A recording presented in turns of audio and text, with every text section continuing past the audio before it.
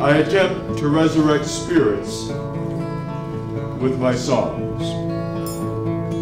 Some years ago, I put together a spiritual invocation, a troubadour's spiritual invocation.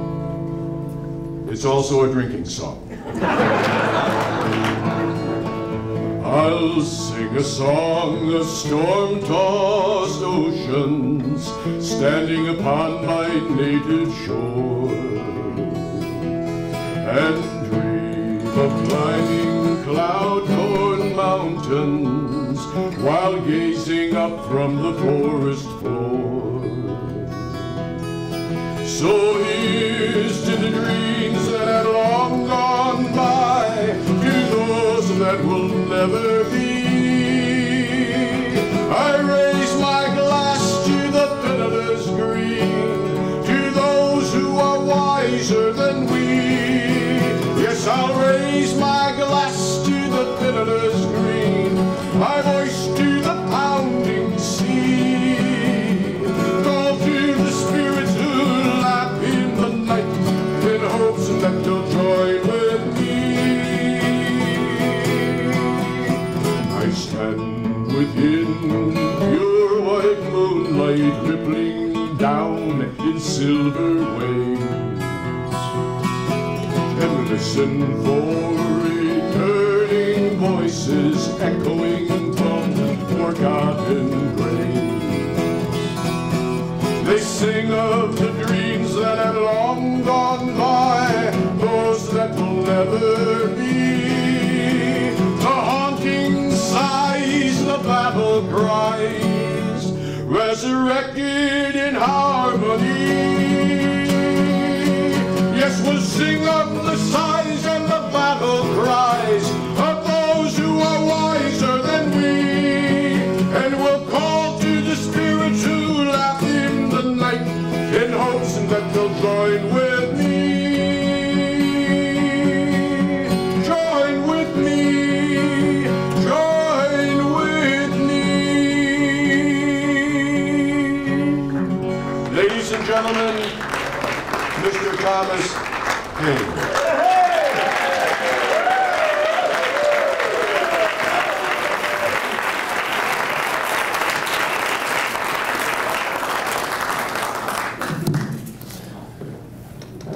Good evening.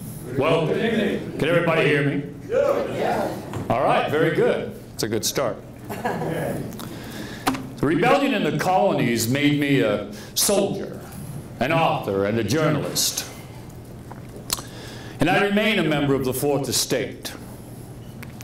My motive and object in all of my political works had been to rescue man from tyranny and false systems and false principles of government, and to enable him to be free and establish government for himself.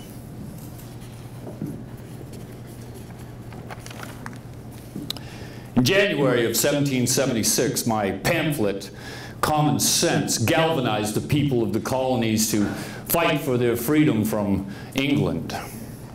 Common Sense turned our rebellion into a war for independence, and our war for independence into a war for revolution in society and government, based upon the principles of liberty and equality and democracy.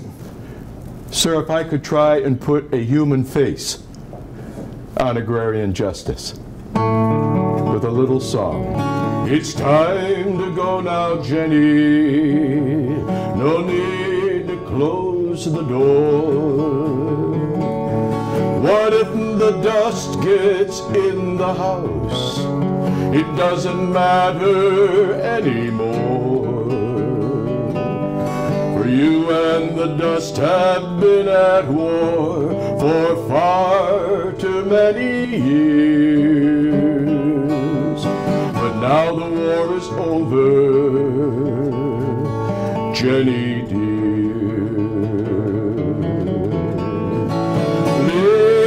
Live in the land. Live in the land.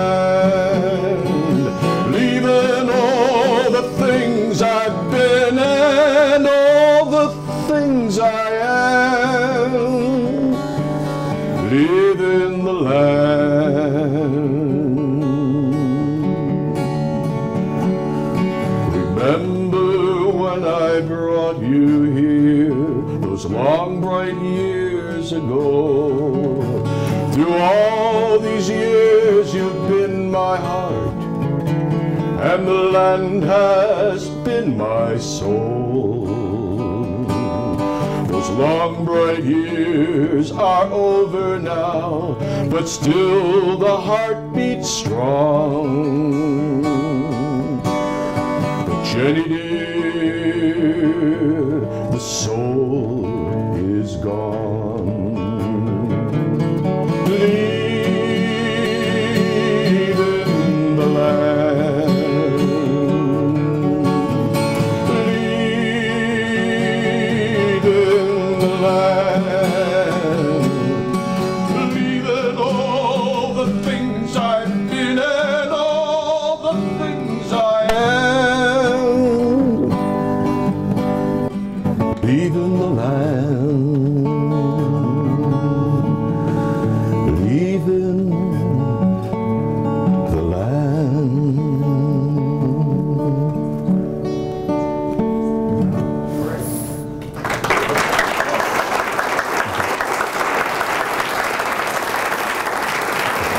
Thank you for that. Yes, to preserve the benefits of what is called civilized life. The present state of civilization is as odious as it is unjust. It has operated to make one part of society more affluent and the other more wretched. It is exactly the opposite of what it should be, and it's necessary that a revolution should be made in it. All accumulation of personal property, beyond what a man's own hands can produce, is derived to him from living in society. And he owes, by all gratitude and justice and civilization, a part of that accumulation back again to society from whence it came.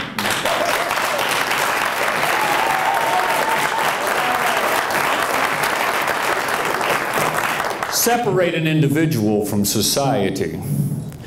Give him an island, or give him a continent. He cannot gain personal property. He cannot be rich. If the rich plunder the poor of their rights, it becomes an example of the poor to plunder the rich for their property.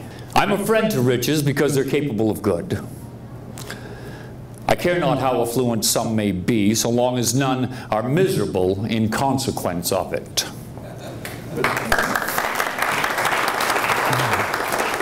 After the war, you continued to serve the revolution with your pen. That could almost cost you your head once in France. That's very close indeed, but that's another story for another time. It's a great story, though. There's some in this room that continue to serve the revolution really in the same way. The right of voting for those charged with executing the laws that govern society is inherent in the word liberty. It constitutes the equality of personal rights. Let us maintain inviolate equality of personal rights in the sacred right of suffrage. Public security can never have a basis more solid than the right to vote.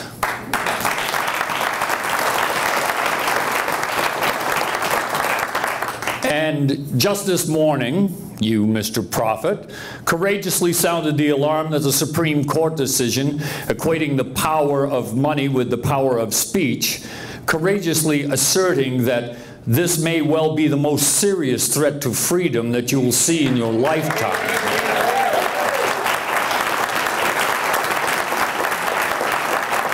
Powerful words, sir. It is only with a fearless press that tells the truth that our democracy can survive.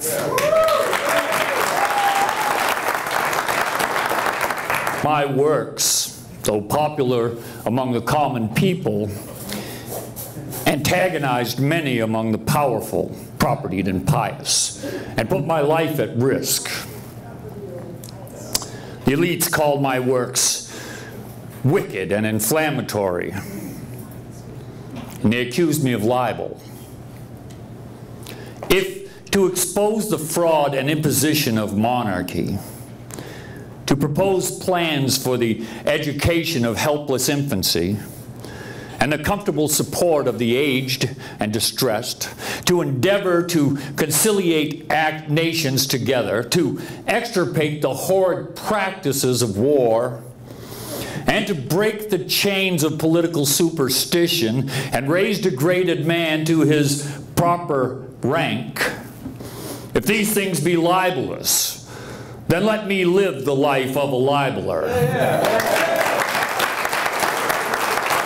And let the name of libeler be engraved on my tomb.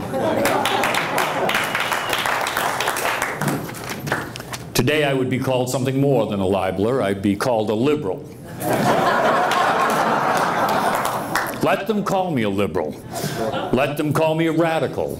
Let them call me a rebel. All right. That there are men in all countries who get their living by war and by keeping up the quarrels of nation is as shocking as it is true. He that is the author of war lets loose the whole contagion of hell and opens a vein that bleeds a nation to death. Mr. Paine, if I could throw another song in. I keep trying to touch the human soul. Here is one, as we all know, this is a veterans organization. The song is called A Bunch of Lonesome Heroes.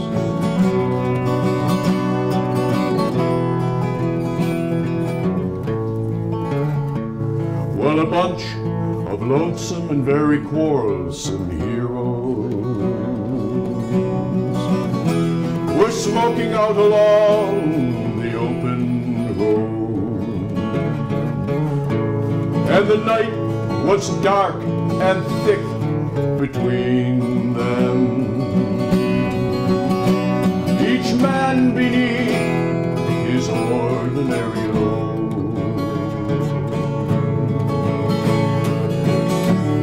I'd like to tell my story, said one of them, so young and bold.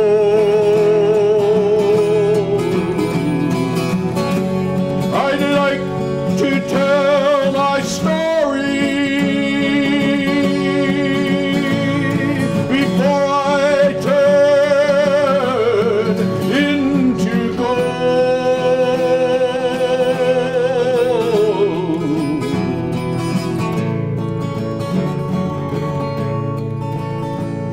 Well, I sing this for the crickets,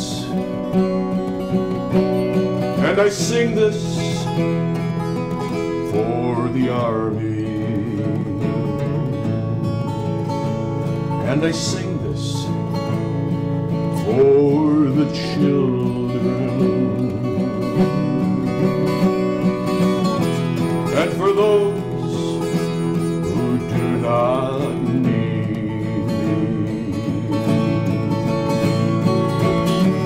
I'd like to tell my story, said one of them so bold. I'd like to tell my story, 'cause you know I feel I'm turning into gold.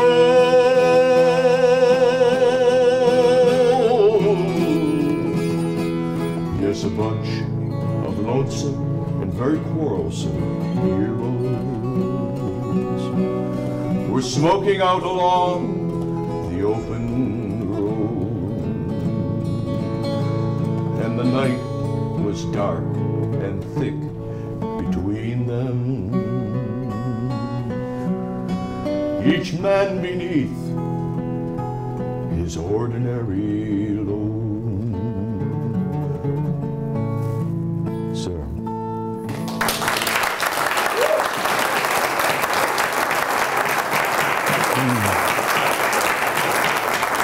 Ye gentle graces, if any such there be, that preside over human actions, how must ye weep at the viciousness of man? When we consider the calamities of war and the miseries that it inflicts upon the human species, the thousands and the tens of thousands of every age and sex that are rendered wretched by the event, surely there is something in the heart of man that calls upon him to think.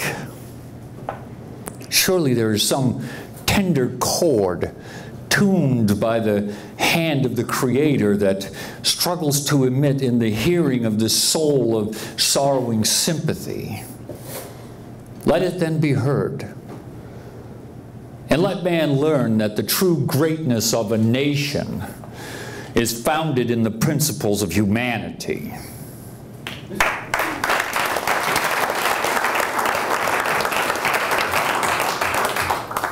Last year, a small group started to stand together in a park in New York City protesting that something was terribly wrong and needed to be changed. Spark from the altar of 1776, unextinguished and unextinguishable through the long night of terror, is again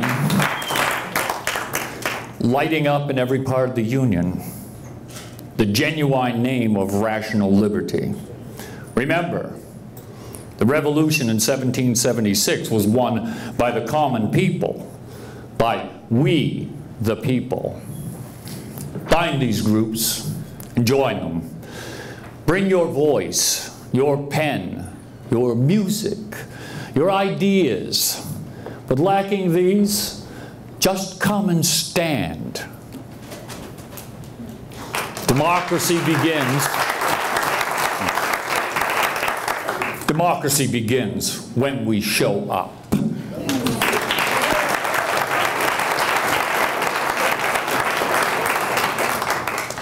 My friends, I remember during those dark days of the Revolution, it was in the winter of 1776, the British had chased Washington's rebel army out of New York and all the way across New Jersey.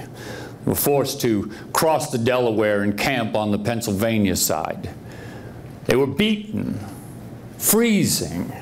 Supplies were low. Defeatism was everywhere. They were plagued by desertion. Congress had abandoned Philadelphia, expecting the British to take it. It seemed the fledgling United States were doomed. The cause of the revolution seemed hopeless. General Washington requested that I write something for the morale of his troops. And on a drumhead by the light of the campfire, I wrote these words. These are the times that try men's souls. The summer soldier and the sunshine patriot will, in this crisis, shrink from the service of his country. But he that stands it now deserves the love of man and woman. Tyranny, like hell, is a thing not easily conquered. Yet we have this consolation with us, that the harder the conflict, the more glorious the triumph. And these words were read to Washington's army and recharged and inspired those ill-clad, freezing troops as they went back over that icy, treacherous Delaware River, attacked the Hessians, took Trenton, and went on to take Princeton. And the revolution survived.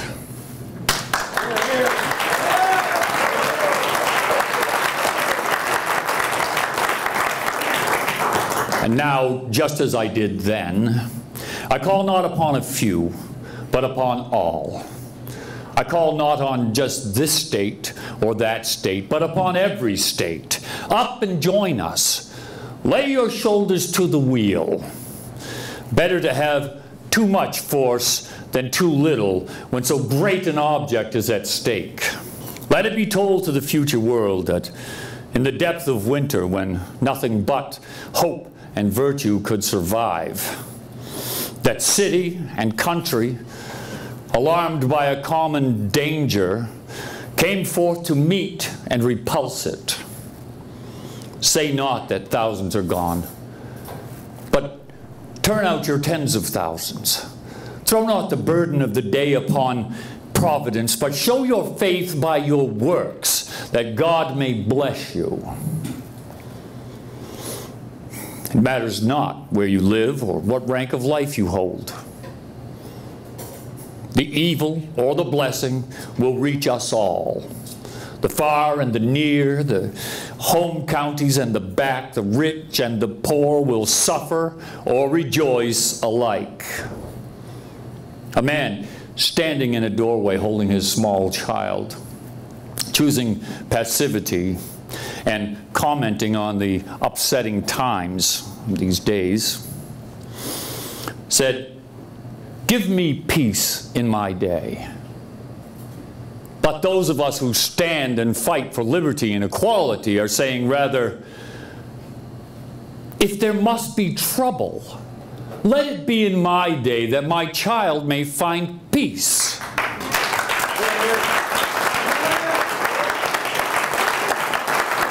I believe with all my being that the revolution in America must continue, and that the sun never shined on a cause of greater work.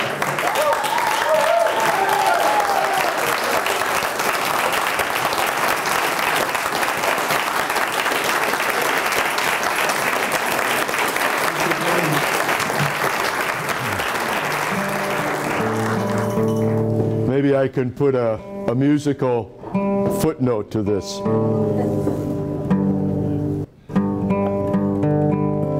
It's a song that comes from the time of Teddy Roosevelt, when our society and our democracy was threatened with similar problems. A devoted American progressive wrote a poem to her country filled with love and caution, even originally a little censure. It became something very special to all Americans. In fact, now I've noticed it's quoted by many in political speeches. And I find myself wondering if they've really given much thought to the words of this song.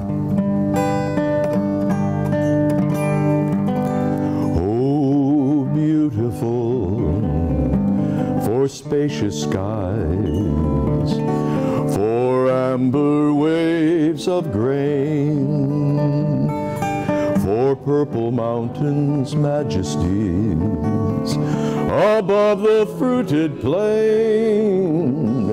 America, America, God shed his grace on thee and crown thy good with brotherhood from sea to shining sea. Oh, beautiful for pilgrims' feet whose stern impassioned stress a thoroughfare for freedom be across the wilderness. America, America, God mend thine every flaw,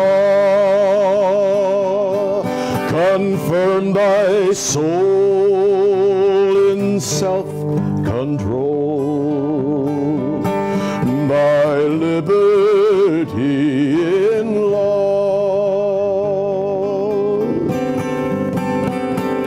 Oh, beautiful for heroes prove in liberating strife, who more than self their country love. and mercy more than life. America, America, may God thy gold refine, till all success be nobleness, and every gain divine. Oh, beautiful for patriots' dream that sees beyond the years, thine alabaster cities gleam, undimmed by human tears. America, America, God shed his grace on thee, and crown thy good with brotherhood, from sea to shining sea.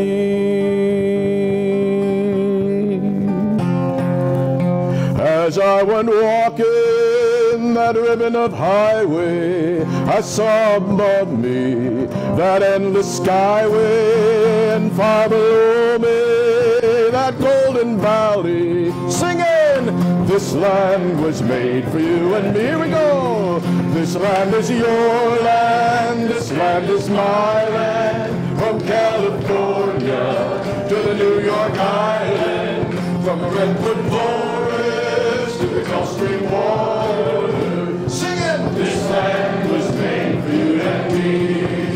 When I roamed, I rambled, and I followed my footsteps to the sparkling sands of her diamond deserts. All around me, a voice was sounding, singing, this land was made for you and me. Here we go.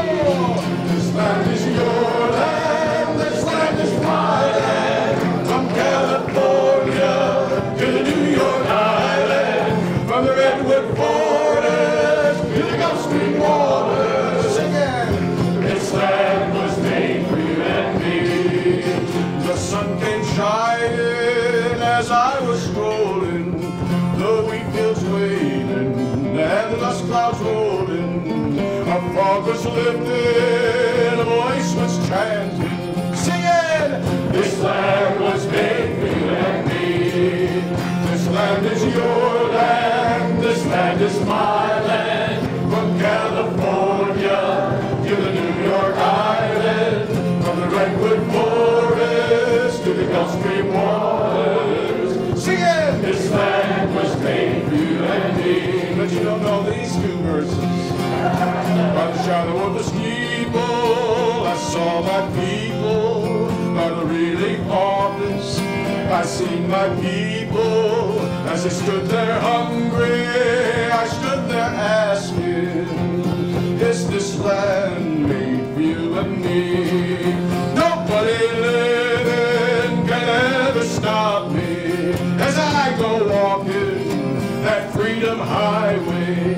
Nobody living can ever make me turn back, 'cause this land was made for you and me. Here we go, last time. This land is your land, this land is my land, from California to the New York Island, from the redwood forest to the Gulf Stream water, singing, this land was made for you and me. This land was made for you and me.